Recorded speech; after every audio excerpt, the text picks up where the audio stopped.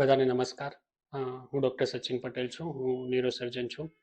આજે હું વાત કરીશ હેડેક એટલે કે માથાના દુખાવા વિશે. તો માથાના દુખાવા ઘણા કારણો હોય છે અને બધા માથાના દુખાવા ગંભીર હોતા નથી. તો કયા માથાના દુખાવા ગંભીર ગણાય? જો માથાનો દુખાવો તમને આખા માથામાં થાય, તો માથાનો દુખાવો સવારના સમયમાં સૌથી વધારે હોય.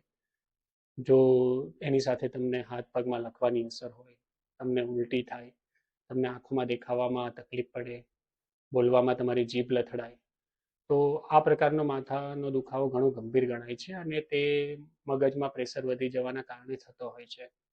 જ્યારે આવા દર્દી અમારી જોડે આવે ત્યારે આ માથાના દુખાવાનું કારણ જાણવા માટે અમે તેમનું પ્રોપર એક્ઝામિનેશન કરીએ છીએ અને પછી સીટી સ્કેન અથવા એમઆરઆઈ કરાવીએ છીએ.